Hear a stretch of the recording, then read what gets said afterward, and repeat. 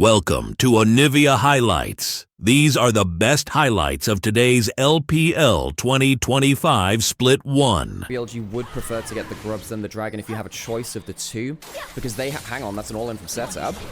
Yeah, big damage coming in from the Akali, finding the perfect execution. Setab gets first blood onto Knight with his Akali. A rare missave from Knight in this kind of Akali's playground. Now we're going forwards, he doesn't have the ult this time. Yeah, the flash already burned as the paranoia comes through. Good damage. Zenith Blade is going to connect. It is going to be the return of kills with nothing in response. He can win the 1v1. Not surprised. Sved's going to walk up, spot the Nocturne and the brush there, and make sure that Hoya's safe under this tower. Well, we'll see whether he's safe under that tower. Safety or not, we're going to see the Vi able to start the grubs as a result of we're being spotted out. Here we go again with the paranoia. Flare dodged away from Vi. The Drake Hound step. Good damage coming down. Hostile takeover going to buy Hoya an extra life as Feather doing everything that they can. Not able to get that kill eventually, and the Feather in the cap will be the second kill going over as well.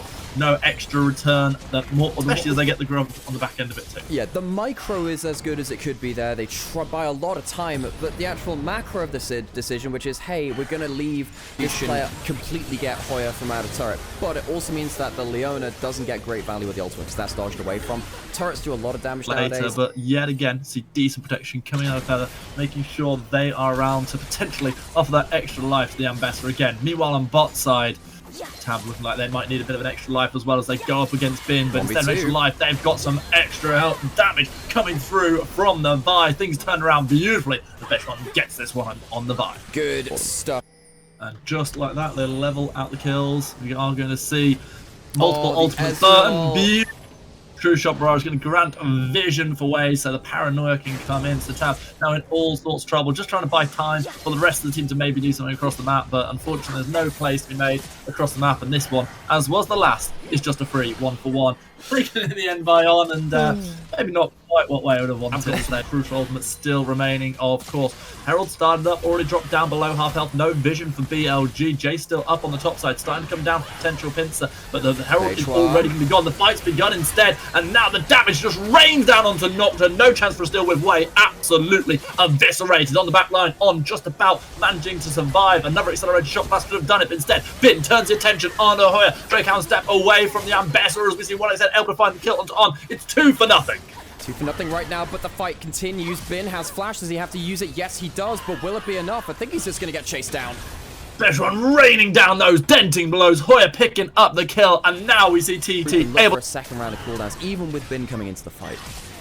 Absolutely beautifully timed plays by TT. That fight that you were talking about does come in. The handshake unable to save the Varus. So far it's a 1-for-1 with the Aurora dying as well. However, the fight continues, and here comes the Tab. Akali threading damage in. That is a lot of low health bars on the side of BLG as they lose yet another one. Fraud, and Elk is going to be able to get himself a kill. Damage traded back from Besh 1, but now with Bin absolutely raining mega damage down on the Jace. It is going to be TT who are sent scurrying once more to the hills. Way able to secure that final one, that last little bit of damage. They will be able to secure the mid turret and the dragon on the back of it. BLG taking this fight, this series, this game going back and forth. Elk, but coming around to this mid game, incredible fight from Elk, saves that team fight really, picks up so much extra damage. And TT, when we thought they were guaranteed that dragon after the Herald, even with all of their comfort picks, with this composition would look so good from them, can't get that objective. Batron chasing forward, and Bin just dies.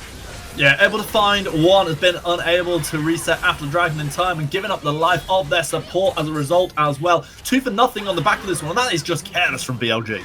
Patron somehow ending up as a 5-kill Vi from all of the mess of the last 5-kill deathless Vi as well, can we just say. Which is insane given what this champion does. Much like the Nocturne, exactly, you fly into a fight. You don't often fly out of it the same way.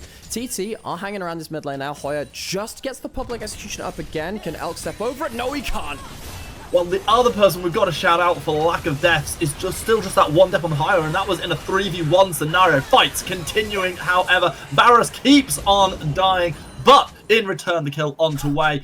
And this game is just condition for this team. He would genuinely just lose TT games through individual disadvantages in top lane alone.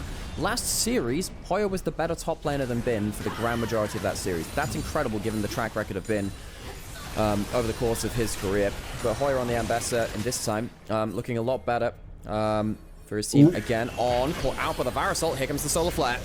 Yes, propping it straight down, going in rather than out, having to flash out in response, but look at the damage that's starting to come from range now. One Mystic Shot, one Shock Blast, and almost all the health removed from the currently deathless Special One. And it's a really hard time trying to get through this choke point towards the Atacam, because you throw that hostile takeover down there, you can't walk through it. The fact that the hostile takeover is just blown there means that BLG don't have to be afraid to approach the Atacant. I think TT now realize that and say, yeah, we can't stay around this objective anymore. And that contest goes away. Beitron off vision, could go on to Knight potentially, and here he goes.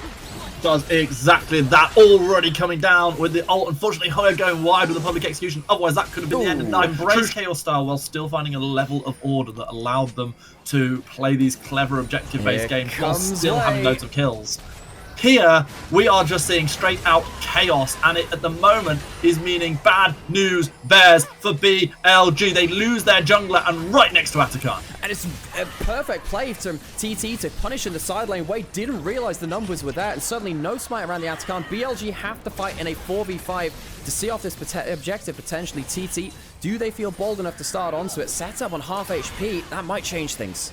Yeah, I don't think they can feel bold enough because there is just so much poke damage. The Jace and the Ezreal are raining damage down for days. You see these health bars getting shredded through by just a couple of abilities. And just like that, it doesn't matter that BLG's jungler is dead. And now all of a sudden, Beshwan is slightly caught out. Teleport going to come through enough to stop the attack. He's not going to be here in time to secure that objective. TT miss another chance to get themselves soul point. They'll be kicking themselves to that one. I feel like they've had the tools in some of these team fights to walk away with objectives. Haven't quite cleanly enough been able to go towards them. I feel it's more than that as well, Alex, because it's the Dragons the same as losing your team at the game.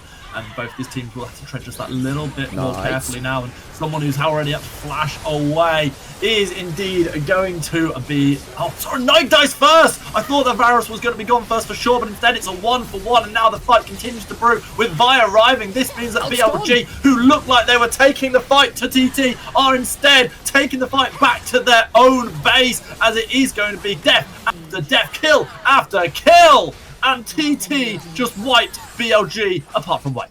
Oh, it is vision. He might be able to ult in for a steal, but no one's showing their faces, and that'll be an objective going down. TT team fight their way through. Because I love what I'm seeing from this Vi player. Absolute tremendous. And you can see there the fans seem a little bit mixed in whether they're loving it or not. Hostile takeover is going to go wide. That's a huge ability to be down, but it's still a kill going over onto Wei. And with Atakan still available, there's a chance to turn instead. It looks like TT want all kills. Hoya, so aggressive, taking turret shot after turret shot, will eventually give up their life, but not before they've done the damage.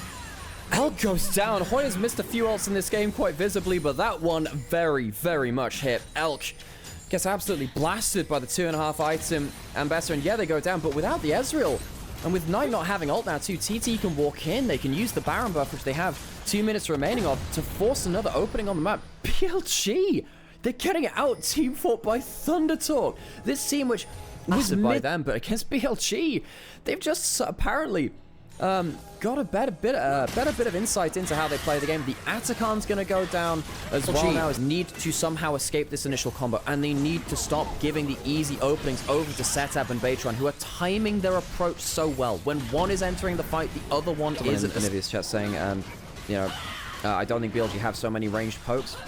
I actually think they do. I just don't think they have, again, who got so much value in that first series, is pulling the trigger before the skill shots come through. This time, it's Hoya caught out.